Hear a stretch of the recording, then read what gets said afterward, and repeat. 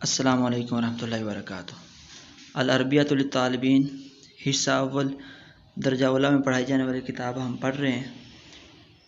پہلا سبق شروع کیا ہوا تھا، اس کے اندر 4 مکالمے ہم نے پڑھ لیے ہیں۔ اب مکالموں کے بعد مشقیں شروع ہو رہی ہیں۔ سب سے پہلی لائن میں آپ دیکھا تو لکھا ہوا تدریبات۔ تدریبات کا مطلب ہوتا ہے مشقیں۔ الوحدہ کا مطلب ہوتا ہے جز، الاولی پہلا جز۔ الدرس کا مطلب ہوتا ہے سبق، الاول پہلا سبق۔ مشقیں پہلا جز پہلا سبق۔ آپ کو پتہ ہے کہ مشقوں سے ہی یہ اندازہ لگایا جا سکتا ہے کہ پچھلے سبق کتنے کو سمجھ آئے ہیں۔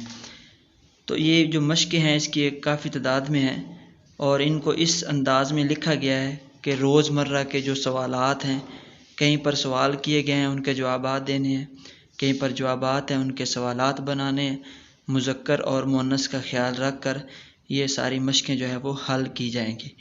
تو بالکل آسان سی مشق ہے پہلی، التدریب الاول پہلی مشق۔ اجب جواب دیجئے ان بارے میں الاسئلۃ سوالوں کے، الآتیۃ آنے والے سوالوں کے جواب دیجئے، کما جیسا کہ فی النموذج نمونے میں ہے۔ نمونہ یعنی کہ ایک پہلا جو ہمیں انہوں نے سیمپل دیا ہے کہ اس طرح آپ نے جواب دینا ہے۔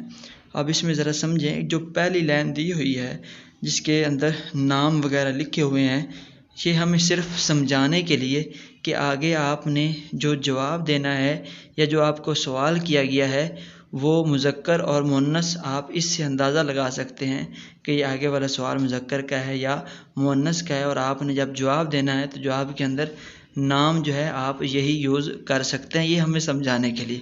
وگرنہ اگر ہم پریکٹیکل ویسے اگر یہ گفتگو کرتے ہیں تو وہاں پر اپنا نام بھی لانے میں کوئی حرج نہیں ہے۔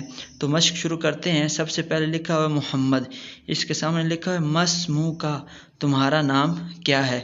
تو محمد سے پتہ چلا کہ یہ آگے جو جملہ آئے گا وہ مذکر کا آئے گا، مسموکا، اس کی ڈیٹیل پہلے بتا چکا ہوں۔ آگے جواب دیتا ہے اسمی محمد، میرا نام محمد ہے۔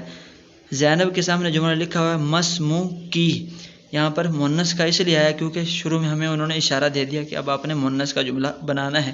تمہارا نام کیا ہے؟ تو وہ بھی آگے سے یوں ہی جواب دے سکتی ہے، اسمی زینب یا انا زینب، دونوں طرح جواب صحیح ہو جائے گا۔ پھر عمر جو ہے وہ کہتا ہے وانت مسموکا، عمر کے سامنے جو لائن ہے کہ اور آپ کا کیا نام ہے؟ اب آپ یہاں پر اپنا جواب دے سکتے ہیں، اسمی عمر، میرا نام عمر ہے، یا انا عمر، میں عمر ہوں۔ فاطمہ کے سامنے لائن لکھی ہوئی ہے وانتی مسموکی، اور آپ کا کیا نام ہے؟ اب دیکھیں یہاں پہ ہم نے مؤنث سے سوال کیا تو وانتی ایک تو لائے مؤنث کے لیے، اور مسموکی جو ہے یہ مؤنث کے لیے استعمال کیا، تو وہ جواب دیتی ہے اسمی فاطمہ، تو میرا نام فاطمہ ہے۔ اب یہ تو نام کے بارے میں تھا۔ اب جو ہے حال چال پوچھنے کے لیے مذکر اور مؤنث کا انہوں نے یہ استعمال کیا ہے، کیف حالک، آپ کے حال کیسے ہیں؟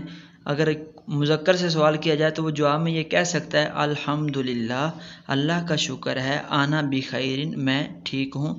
اور اسی طرح اگر مؤنث سے پوچھا جائے کیف حالکی، آپ کے حال کیسے ہیں، تو وہ بھی جواب میں یہی کہے گی الحمدللہ انا بخیر، کیونکہ جو متکلم کی ضمیریں ہوتی ہیں وہ مذکر اور مؤنث میں ایک ہی طرح استعمال ہوتی ہیں، اس لیے مذکر میں بھی انا بولا گیا اور مؤنث میں بھی انا بولا گیا، باقی جملے ویسے ہی ہیں۔ اسی طرح خالد کے سامنے لکھا ہوا ہے کیف الحال، حال کیسے ہیں؟ تو وہ جواب دیتا ہے بخیر، ٹھیک ہے، الحمدللہ، اللہ کا شکر ہے۔ یوں بھی کہہ سکتے ہیں انا بخیر، میں ٹھیک ہوں، الحمدللہ، اللہ کا شکر ہے۔